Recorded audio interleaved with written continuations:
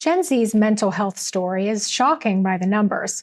More than half have sought mental health treatment. Nearly half say they are stressed or anxious all or most of the time. And suicidal thoughts and attempts are way up, especially in teen girls. But don't let these stats scare you away from the larger, more optimistic story.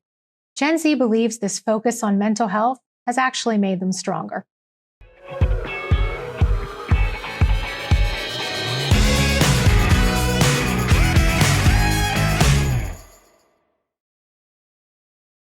Hi, everyone. Welcome back to Gatesman's Gen Z Reframe video series, where we're sharing out results from our recent research study to help you better understand the Gen Z mindset and learn insights and tips to market to this important audience. I'm Susan English, Director of Strategic Communications at Gatesman. In this final episode of our Gen Z Reframe video series, we're focusing on Gen Z's mental health because it's such a priority for them and is literally the filter through which they make so many of their decisions. I will admit that coming into this, I looked at the numbers and was sobered by the trend lines, so much so that I actually have an entirely separate presentation that offers a deep dive. Feel free to DM me if you'd like to see it. But as an overview, Gen Z has the highest rates of anxiety, depression, and distress than any other group. 55% have sought treatment for mental illness. 1 in 4 report having more bad days than good. They're open to talking about mental health struggles, and they take action to protect themselves. 62% took an average of 3 mental health days in 2022. We know that the pandemic played a large role because 26% of Zers were diagnosed during that period. And research shows that many Zers are not that optimistic about the future. 85% feel their generation is not set up for success. 1 in 3 teenage girls seriously considered attempting suicide in 2021, a 60% increase since 2011. And it wasn't just COVID. The trend line has been steady. I will admit that our Zers' reactions to these trends surprised me a bit. They said the stats were deceiving. We're not more ill, they said. We're more aware. Let's take a listen.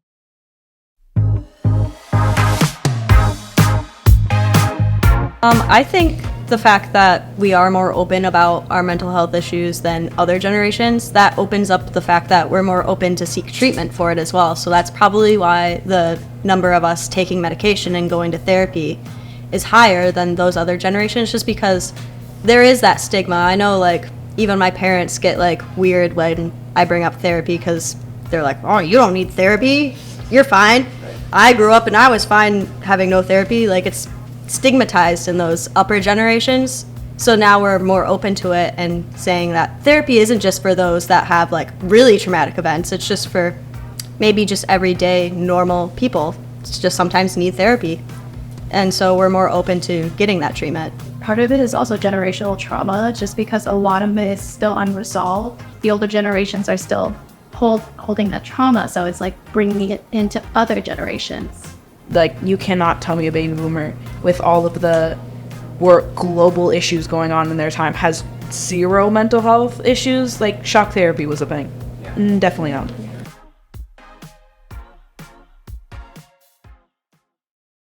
Okay, Sophia, decent point.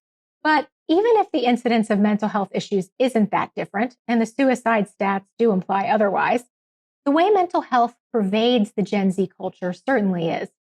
We've discussed how it's prioritized, but I think it's important to emphasize that this generation is proud of that fact.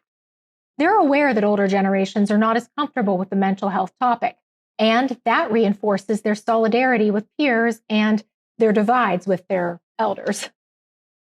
This topic is not going away, so marketers need to be aware of Gen Z's headspace when trying to reach them, and must handle any messaging on this topic with the utmost care.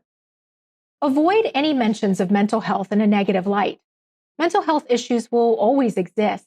How we respond is what's key.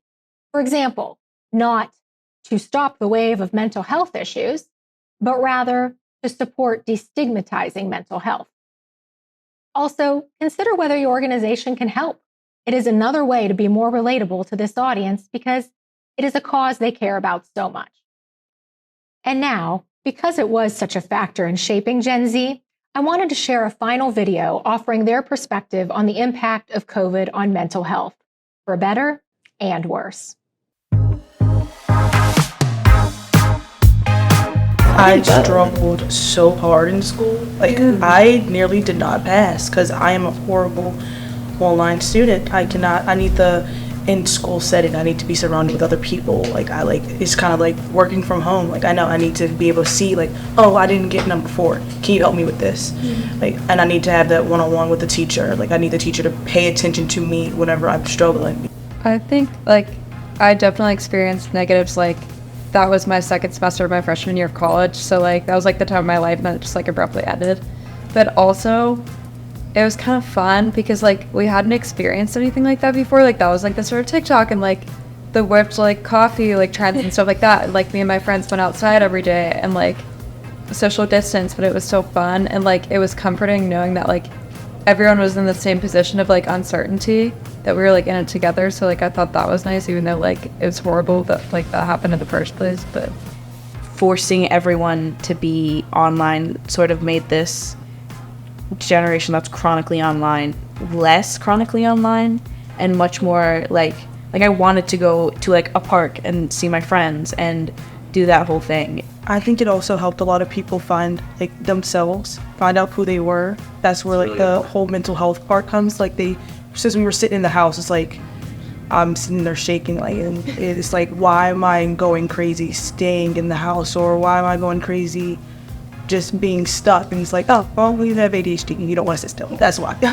And you want to learn more about yourself. It's like, okay, well, you have time now to find out your interest or what you're good at, what you're not good at. And then when we came outside, it's like, okay, now I can show the world who I am. COVID was terrible and challenging, but it also bonded a generation.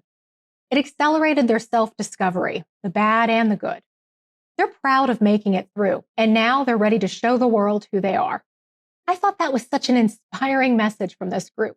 The look at the positive side perspective really seemed a stark contrast to what you hear about this generation's headspace.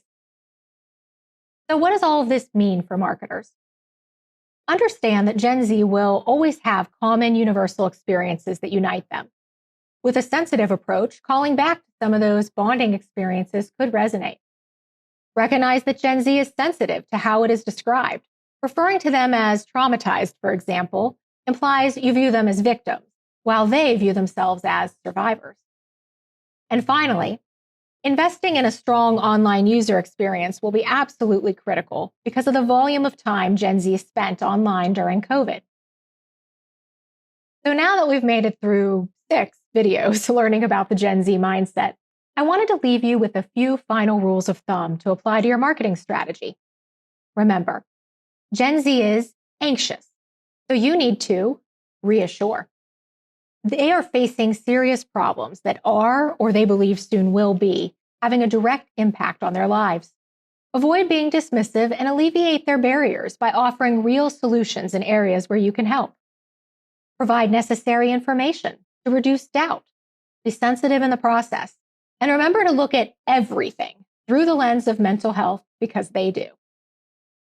Next, Gen Z is adaptive, so you need to respond. Gen Zers have adjusted the way they learn, shop, connect, and live in their online and offline realities, even shifting life priorities and expectations to hedge against concerns for the future. They have adapted, and it is possible they may change again as circumstances shift. Don't rely on old assumptions about what younger people want. Dig deep to learn what's relevant now and be willing to respond to their changing needs.